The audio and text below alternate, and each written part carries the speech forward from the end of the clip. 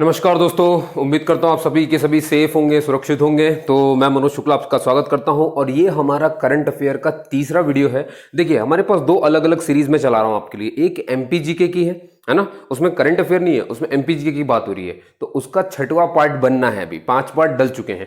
और ये जो हम अभी पढ़ रहे हैं ये करंट अफेयर का है, मतलब सिर्फ मध्य प्रदेश के करंट अफेयर पे फोकस कर रहे हैं हम, क्योंकि ये चीज़ें बहुत कम मिल पाती है, इसलिए इसे मैं ढूंढ ढूंढ करके लिए आपके ला रहा हूँ। तो बस आपको इसे सुनना है और कुछ भी नहीं करना है। 2-3 बार आप सुन लेंगे सारे वीडियोस तो वैसे ही याद हो जाएंगे आपको, है ना। और नोट्स भी बनाते हैं अगर आप चले साथ में तो भी फायदा ही है आपको, ठीक है। तो चलिए शुरू करते हैं। ये हमारा मध्य प्रदेश करंट अफेयर का तीसरा वीडियो है, ठीक है। चलिए भैया, देखिए सबसे इंपॉर्टेंट चीज क्या है। अब कुछ बातें ना बहुत प्यारी प्यारी होने वाली है, इसलिए आपको बहुत ध्यान से सुनना है। जैसे आपने सुना होगा मध्य प्रदेश भवन, इसका उद्घाटन हुआ है। अब दिक्कत पहली तो ये होनी चाहिए कि इसमें दिक्कत क्या मैं बता रहा हूं आपको। देखो, हमारे क्या है ना, बीच में अभी आपने देखा है कि पॉलिटिकल चेंजेस कुछ हुए हैं, है ना। राजनीति की उलटफेर हुई है। कमलनाथ जी सरकार में आए थे, लेकिन कुछ महीने टिक करके ही फिर वो चल दिए, आप सबको पता होगा। फिर कौन आ गए थे? शिवराज सिंह चौहान वापस से बन गए थे, सबको मालूम है। ये मध्य प्रदेश का हाल है ऐसा, ठीक है। अब आपको ये ध्यान रखना है कि मध्य प्रदेश भवन का एक तो जो उद्घाटन हुआ है वो मुंबई में हुआ है, हमारे मध्य प्रदेश में नहीं हुआ है। बात समझ में आ गई? एमपी में नहीं हुआ है। मध्य प्रदेश भवन का उद्घाटन कहां पर हुआ है? ये हुआ है महाराष्ट्र के मुंबई में। अब दूसरी बात सुनिए, किया किसने है? जब ये भवन का इनॉग्रेशन हुआ उस समय सीएम थे कमलनाथ, उस समय शिवराज नहीं थे। तो याद रखिएगा, कहीं क्वेश्चन में सीएम कमलनाथ भी हो शिवराज भी हो तो कंफ्यूज मत हो जाना कि शिवराज को ही टिक लगा करके चले आओ आप, ठीक है। मैं फिर से रिपीट करता हूं, मध्य प्रदेश भवन कहां पर है दोस्तों? मुंबई में है। और उद्घाटन किसने किया है? उद्घाटन कमलनाथ जी के द्वारा हुआ था, ठीक है, जब वो सीएम थे। उसके बाद वो हट गए तो अब शिवराज है। बात समझ में आ गई? चलिए अगला क्वेश्चन है दोस्तों। देखिए, आपको मालूम है बहुत सारी गैसेज जो हैं वो हमारी फैक्ट्रीज, हमारी इंडस्ट्रीज, इतनी सारी गाड़ियां, आपने देख ही लिया होगा। BS6 आ चुका है गाड़ियों के लिए, भारत स्टैंडर्ड 6। अब इनके मानकों पर जो है गाड़ियां चलेंगी। अब जो भारत स्टैंडर्ड 5 था, 4 था, वो सब हटा दिया गया है। आपको मालूम है ना, क्योंकि उनमें बहुत सारा उत्सर्जन था। नए नए चीजें आती, नए नए इंग्रेडिएंट्स आते हैं, तो नए नए स्टैंडर्ड्स भी चले आते हैं कि भैया अब ये भी होना चाहिए, ठीक है दोस्तों। तो ये BS6 जो है ये कम पॉल्यूशन को ध्यान में रखते हुए, है ना, इसमें ऐसी चीजें लिखी होंगी कि कम पॉल्यूशन होगा गाड़ियों से। तो अब BS6 पे ही सारी गाड़ियां बनती है, आप देखना उनके इंजन पे लिखा होगा। अच्छा, तो ये सब चीजें आपको मालूम हो गई। सल्फर डाइऑक्साइड, कार्बन डाइऑक्साइड, ये सब उत्सर्जित करते हैं। तो अब कुछ गैसों की बात हो रही है। देखो, उत्सर्जन यानी एमिशन, सल्फर डाइऑक्साइड एमिशन, ठीक है। जब ये वापस जाएगा बादल में तो आपको मालूम है ना, हाइड्रोजन टकराएगा, और हाइड्रोजन टकराएगा तो क्या बनेगा दोस्तों? हाइड्रोजन मिलेगा ना, H2SO4 बन जाएगा। और ये सल्फ्यूरिक एसिड है, एसिडों का राजा है ये, समझ गए। तो इसे ही कहते हैं बारिश होना, कौन सी? एसिडिक रेन जिसे कहते हैं, समझ गए। तो ये कहने का मतलब ये कि ये चीजें जितनी कम उत्सर्जित होंगी, है ना, उतना अच्छा हो जाएगा, ठीक है। अब जैसे मान लो CO2 चला जाएगा तो कार्बोनिक एसिड बन करके नीचे उभरेगा, क्योंकि बादलों में क्या है? पानी, पानी मतलब हाइड्रोजन। बात समझ में आ रही है ना? उनमें तो हाइड्रोजन है साहब, वहां तो हाइड्रोजन मौजूद है हमारे। तो ये हाइड्रोजन जैसे ही मिलते हैं तो बस भैया वर्षा होने लगती है, ठीक। अच्छा, अभी मैं ये बताने वाला हूं कि SO2 के मामले में इंडिया का कौन सा स्थान है वर्ल्ड में। तो आप यकीन नहीं मानोगे, सबसे ज्यादा वर्ल्ड में नंबर 1 है और कहीं नहीं। वर्ल्ड में नंबर 1 है हम SO2 को उत्सर्जित करने में, एमिशन करने में। और अगर आपसे कोई पूछ ले कि भैया इंडिया में तो बहुत सारे स्टेट है सर, स्टेट में नंबर 1 कौन है? तो स्टेट में दोस्तों, स्टेट में भी छोड़ो, स्टेट में तो MP होगा ही होगा, लेकिन MP में भी, और मतलब ऐसा क्वेश्चन पूछ ले कि MP में सबसे ज्यादा जिला कौन सा है जो SO2 उत्सर्जित करता है, तो आपको ये भी डिटेल में याद रखना है। तो MP में भैया हमारा सिंगरौली। और ये सिर्फ सिंगरौली में नहीं है दोस्तों, पूरे भारत में सबसे ज्यादा सिंगरौली से SO2 निकलता है, पूरे भारत से, ठीक है। पहली बात तो याद रखना, पूरे विश्व में अगर तुलना की जाए तो इंडिया सबसे ज्यादा एमिट करता है सल्फर डाइऑक्साइड। और पूछ लिया जाए कि इंडिया में वो जगह बताओ जहां सबसे ज्यादा SO2 उत्सर्जित होता है, तो वो जगह है भैया सिंगरौली। और सिंगरौली आपको मालूम है ना कहां पड़ता है भैया? ये हमारे MP में पड़ता है। और MP का हमारा कौन सा जिला कहां पर पड़ता है MP में? अगर ये मान लो ये MP हो जाए, है ना, ये MP हो जाए तो ये कहां है? सबसे ईस्टर्न डिस्ट्रिक्ट है ये, पूर्वी डिस्ट्रिक्ट। MP का सबसे ईस्टर्न डिस्ट्रिक्ट है ये, ठीक है। और आपको मालूम होगा सिंगरौली जो है ये 2 स्टेट से टकराता है, एक तो ये UP से भी लगता है और ये CG से भी लगता है। आपको इसके बारे में ये भी ध्यान रखना है, ठीक है। और अब ये भी ध्यान रखना है कि सिंगरौली ऐसी जगह, S for Singrauli, S for SO2, India में सबसे ज्यादा कहां से उभरता है भैया, कहां से निकलता है SO2? सिंगरौली से निकलता है, ठीक है। बाकी मैंने आपको बता दिया। चलिए, अच्छा, और सबसे ईस्टर्न जिला तो यही है। सबसे वेस्टर्न जिला कौन सा है दोस्तों? सबसे वेस्टर्न जिला है अलीराजपुर, है ना, आपको याद रखना है अलीराजपुर, ठीक है। और अलीराजपुर ही जो है सबसे कम लिटरेट जिला भी हमारे यहाँ, इसका लिटरेसी रेट मध्य प्रदेश में सबसे कम है, ठीक है, सबसे ज्यादा कहां की है, जबलपुर की है, आपको ये चीज याद रखनी है। ठीक है भैया, अब अगला नाम सुनिए, मेघा परमार। मेघा परमार का नाम आपने सुना होगा, ये एनवायरमेंटलिस्ट है, पर्यावरणविद है। बहुत बारी क्वेश्चन आ चुका है कि मेघा परमार जो है किस फील्ड से जुड़ी हुई है, तो हमेशा याद रखिएगा ये जुड़ी हुई है भैया किससे, आपके क्या कहना चाहिए, एनवायरमेंटलिस्ट है, पर्यावरणविद है। तो इन्हीं को दोस्तों अब क्या नया है इनके बारे में वो सुनिए। अब इनको ब्रांड एम्बेसडर बना दिया गया है बेटी बचाओ बेटी पढ़ाओ के। ठीक है, बेटी बचाओ बेटी पढ़ाओ। बात है कि बेटियां बहुत बच भी गई हैं और बेटियां बहुत पढ़ भी गई हैं। अब बचे बेचारे बेटे, उनकी ऐसी तैसी वाट डाली हुई पड़ी बिल्कुल, है ना, गंदे तरीके से। तो मतलब कुछ वो समय भी दूर नहीं दोस्तों जब ये जो है ना, ये बेटी बचाओ बेटी पढ़ाओ की जगह पे यहाँ पे ई की मात्रा हट जाएगी और आ की बड़ी मात्रा लगेगी। बेटा बचाओ बेटा पढ़ाओ भी आने ही वाला है, तो बस वेट करो थोड़ी देर में। और इसके ब्रांड एम्बेसडर फिर कुछ होंगे, देखना कोई पुरुष वगैरह बनेंगे। अब पता नहीं कितना, अब बच गई ना तो पढ़ भी नहीं है, अब क्या समस्या है। तो है ना, बेटा बचाओ बेटा पढ़ाओ भी आने वाला है, तो बस वेट करो थोड़ा सा, फिर वो भी पढ़ाऊंगा करंट अफेयर में कौन बना ब्रांड एम्बेसडर, है ना, देखना कहीं मैं ही ना बन जाऊं। चलो ठीक है, देखो यहाँ पे भाई, मैं सुनो यहाँ पे भाई, अब बारी आती है टाइगर स्टेट की। आपको मालूम है कि कर्नाटका को ये टैग मिल गया था, पहले एमपी के पास था, फिर ये टैग कर्नाटका के पास चला गया था। अभी बीच में आपने सुना होगा कि टाइगर स्टेट किसे कहा जाता है, कर्नाटका को। अब ये मध्य प्रदेश को वापस से ये टैग मिल गया है। अब भारत में अगर कोई पूछ ले आपसे कि टाइगर स्टेट कौन सा है, तो आपको फिर से बोलना है मध्य प्रदेश ही है। क्यों हो गया भैया, क्योंकि अब हमारे यहाँ जो काउंटिंग हुई अभी अभी बाघों की, टाइगर्स की, तो कितने निकल गए भैया, 526 टाइगर्स निकल गए। ठीक है, 526 टाइगर्स निकल गए ये। और अभी अभी 2018 में काउंटिंग हुई थी तो एमपी में हो गई, तो एमपी को वापस से उसका टैग मिल गया है टाइगर स्टेट का। अभी तक आप ये जानते थे नदियों का मायका, सोया स्टेट, ये डेट, है ना, फलाना स्टेट, लेकिन टाइगर स्टेट हमसे छिन गया था, कर्नाटका को चला गया था, अभी हमें वापस मिल गया। 526 टाइगर की गिनती याद रखो, पूछ लेंगे आपसे वो। ठीक है, चलो, और ये भी याद रखना आपको कितने नेशनल पार्क ऐसे हैं जो हमारे टाइगर रिजर्व में आते हैं। ठीक है, जहां पर टाइगर को रिजर्व किया गया है, समझ, जैसे कान्हा नेशनल पार्क है, बांधवगढ़ है, ऐसे सब याद रखना है आपको। ठीक है, चलिए भाई, अब एक बात करते दोस्तों, एक और इंपॉर्टेंट चीज की, नाम चेंज किया गया है। सर किस चीज का नाम चेंज किया गया है, जो हमारा डिपार्टमेंट था शेड्यूल्ड ट्राइब का, है ना, देखो पहले उस डिपार्टमेंट का नाम था शेड्यूल्ड ट्राइब डिपार्टमेंट, यानी एसटी वाला जो डिपार्टमेंट है, एससी एसटी जो होती है, कास्ट होती है, उनमें से एसटी का डिपार्टमेंट का नाम पहले ये था। ठीक है, शेड्यूल्ड ट्राइब डिपार्टमेंट। इसमें दोस्तों ट्राइब के पास बस ये एक शब्द जोड़ दिया गया है और अब ये नया नाम बन गया है, यानी क्या हो गया इसका नाम, scheduled tribe and scheduled tribe development department. तो याद रखना कि ये एससी नहीं है, एसटी है, पहली बात तो, और नाम पहले था शेड्यूल्ड ट्राइब डिपार्टमेंट और अब हो गया scheduled tribe development department. Clear हो गई बात दोस्तों, बहुत बढ़िया। अब देखिए, कृषि कर्मण अवार्ड आप सबको पता है कि मध्य प्रदेश को, अब पहले तो ये याद रखिए कितनी बार मिल चुका है और लगातार मिला है कि नहीं, ये भी ध्यान रखें। तो आपको मैं दोनों क्वेश्चन समझा रहा हूं। हमको मध्य प्रदेश को कृषि मतलब समझ रहे हैं ना, मतलब कृषि यानी कि एग्रीकल्चर जुड़ा हुआ ये अवार्ड है। कृषि में हम कितना कर रहा है कोई भी राज्य, तो उसको देख करके अवार्ड मिलता है। तो हमें कृषि कर्मण अवार्ड अब तक 6 बार मिल चुका है। और सबसे इंपॉर्टेंट बात सुनो यहां पर, कंटिन्यू।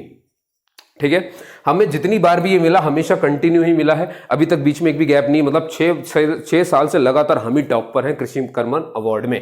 तो याद रखेंगे इस बात को भी। चलिए भैया, अब आता दोस्तों, देखो ये क्वेश्चन जो है ना, ये मैं उम्मीद करता हूं कि मान लो अगर ये प्री में नहीं आया ना आपके पीएससी के, तो पीएससी के इंटरव्यू के लिए तैयार रहिए आप। क्यों, मैं 2 कारण बता रहा हूं आपको। आप ध्यान से देखो, मेट्रो प्रोजेक्ट है जो आपने दिल्ली में भी सुना, मुंबई में भी सुना, अब एमपी में भी ये चल रहा है ना। तो आप ध्यान से देखो, मैंने 2 जिले के नाम लिए, एक मैंने दिल्ली का नाम लिया, है ना, और एक मैंने आपसे लिया भैया मुंबई का। अब ये तो समझ गए होंगे कि सर इन्हीं दोनों मेट्रो यहीं क्यों चलाया जाता है, मेट्रो हर जिले में क्यों नहीं लगते दोस्तों।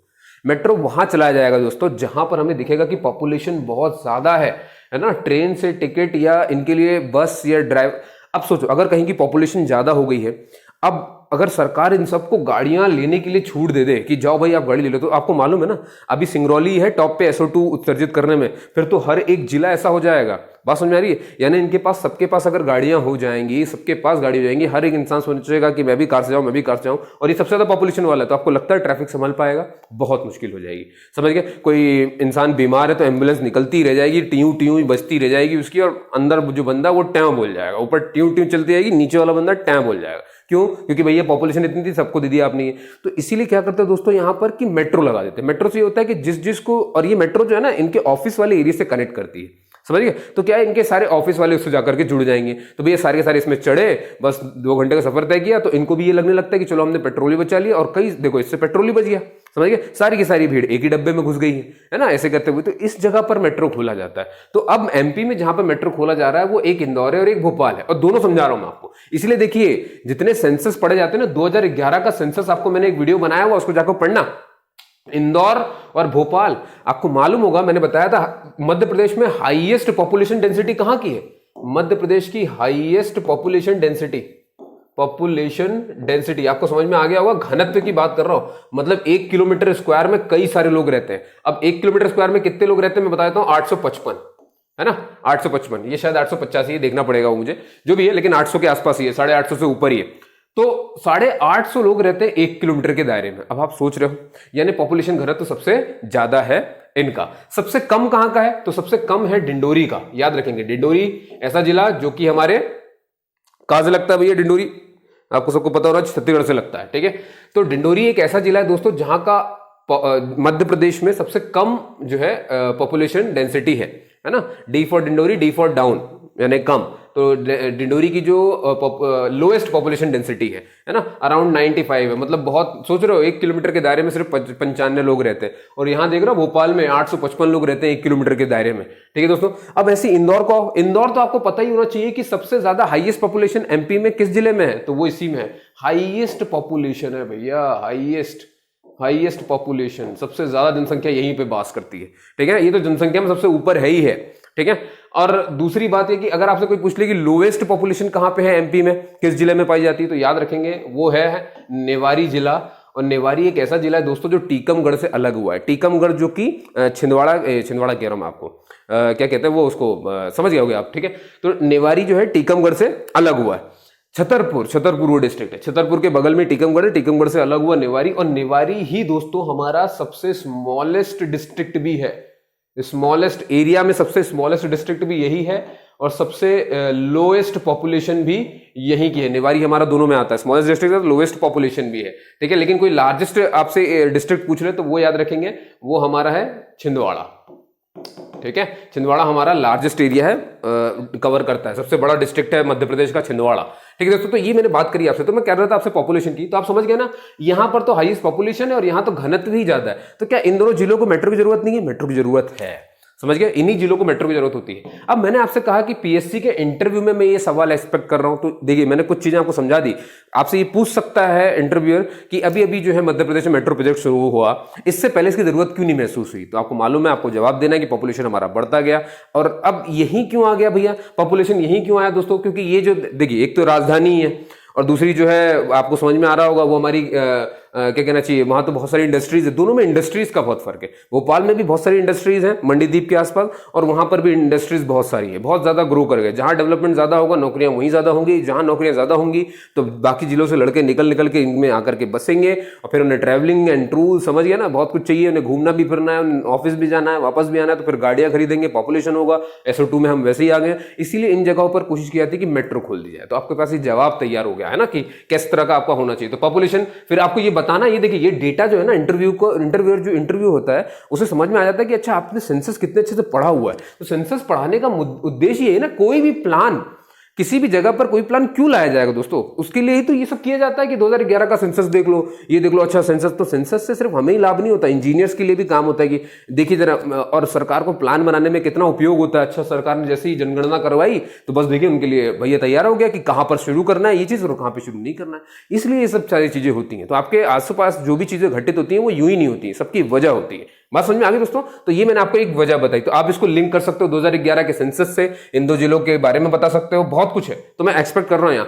अब बात यह कि ये एमपी में पहली बार मेट्रो प्रोजेक्ट आ रहा है, तो आपसे ये पूछ सकता है किसने इसमें पैसा लगाया? पैसा कहां से आया सरकार के पास? हम तो वैसे ही साला ऋण में जीते रहते हैं, तो फिर हमारे पास पैसा कहां से आया? तो पैसा हमको दिया है एशियन डेवलपमेंट बैंक ने, न्यू डेवलपमेंट बैंक ने और यूरोपियन इन्वेस्टमेंट बैंक ने। इन तीनों बैंक के नाम याद रखो आप, तीनों के तीनों, ये इंपॉर्टेंट है दोस्तों, है ना। ये हमारी इकोनॉमी से जुड़ा हुआ सवाल है, ये हमारी अर्थव्यवस्था से जुड़ा हुआ सवाल है, तो आपको ये पता होना चाहिए कि पैसा कहां से आ रहा है। एक इंटरव्यू, एक एस्पिरेंट के रूप में आपसे ये एक्सपेक्ट किया जाएगा कि आप इतने जागरूक होंगे, आप ऐसे सोए हुए नहीं कि आपको सिर्फ यही नहीं पढ़ना है कि एमपी में फर्स्ट क्या होता है, लास्ट क्या होता है। आपके लिए कुछ इंटरव्यू के हिसाब से भी तैयार होगा, ठीक है। तो ये मैंने एक आपको हिंट दी, क्योंकि मैं उम्मीद करता हूं किसी न किसी से शायद पूछ ले। तो भैया चलिए आगे चलते दोस्तों। भाई अब जैसा कि फर्स्ट पोजीशन में बात कर रहा था, हम काहे में फर्स्ट पोजीशन है? हम भैया फर्स्ट पोजीशन हमने सिक्योर कर लिए डिजिटल लिटरेसी। देख रहे हो आप, डिजिटल की पढ़ाई के मामले में, डिजिटल लिटरेसी में नंबर 1 हो चुका है एमपी। याद रखना भैया, मुन्ना भाई एमबीबीएस नहीं है ये मुन्ना द टाइगर है, ठीक है, मुन्ना द टाइगर। लेकिन कहां का टाइगर? कान्हा नेशनल पार्क, है ना, जो हमारा मंडला में है कान्हा नेशनल पार्क, उसका है ये टाइगर, उसका एक बाघ है, उसका नाम मुन्ना है। और यही मुन्ना, ये जो बाघ है, यही कहलाता भैया किंग ऑफ कान्हा। तो याद रखेंगे किंग ऑफ कान्हा किसे कहते हैं। अब याद रखें कान्हा नेशनल पार्क ये एक ऐसा नेशनल पार्क है पूरे भारत में, सबसे पहला नेशनल पार्क जिसको खुद का शुभंकर मैस्कट, खुद की पहचान मिली है। और इसकी पहचान है कौन? इसकी पहचान है भैया हमारा राजकीय पशु, स्टेट एनिमल एमपी का, कौन? बारासिंगा। और इसीलिए इस मैस्कट का नाम रखा गया है भूर सिंह द बारासिंगा। भूर सिंह द बारासिंगा, समझ गए ना। स्वयं डियर जिसे कहते हैं अपन, मैंने बताया भी है आपको, ठीक है। 2018 में इस नेशनल पार्क को मैस्कट मिला ये। अब आप इसी मैंने क्यों कवर किया, क्योंकि कहीं आप ऐसा ना सोचो कि मुन्ना जो टाइगर है वही उसकी पहचान होगा। नहीं दोस्तों, ये है तो टाइगर रिजर्व, ये नेशनल पार्क एक टाइगर रिजर्व है, मतलब टाइगर रिजर्व किए गए हैं यहाँ पर। लेकिन इसका मतलब ये नहीं होता कि सिर्फ टाइगर ही रिजर्व किए गए हैं और टाइगर रिजर्व किए गए हैं तो वही उसकी पहचान बन जाएंगे, समझ गए। इस नेशनल पार्क की एक ही खासियत बात है ना, वो क्या खासियत बात है कि भाई यहाँ पे आपको बारासिंगा देखने को मिल जाएंगे, ठीक है। और वो हमारा स्टेट एनिमल भी है क्योंकि वो रेयर है, तो वो हमारा स्टेट एनिमल है, इसलिए यहां पर उनको भी रिजर्व किया गया है। और यही इस नेशनल पार्क की पहचान बन गया है, मैस्कट बन गया है। भूर सिंह उसका नाम रखा गया है। तो याद रखना कि मैस्कट का नाम क्या है, भूर सिंह नाम रखा गया है। और ये भूर सिंह किससे जुड़ा हुआ है? हमारे स्टेट एनिमल यानी कि बारासिंगा से। तो पूरा नाम ऐसा आता है, भूर सिंह द बारासिंगा, समझ गया। स्वयं डियर है वो। तो मुन्ना टाइगर समझ गए किंग ऑफ कान्हा कहलाता है, ठीक। इसका हिरन से कोई लेना देना नहीं है। तो बस दोस्तों यहाँ पे ये खत्म हो जाती कहानी, ठीक है। तो उम्मीद करता हूँ कि आपके लेक्चर अच्छा लगा होगा, ठीक है। जैसा भी लगा हो दोस्तों मुझे बताइएगा जरूर, है ना। और मिलेंगे अपन एमपीजीके के लेक्चर में, जो कि अपना 6वां लेक्चर होगा। तो be there on time, okay, thank you.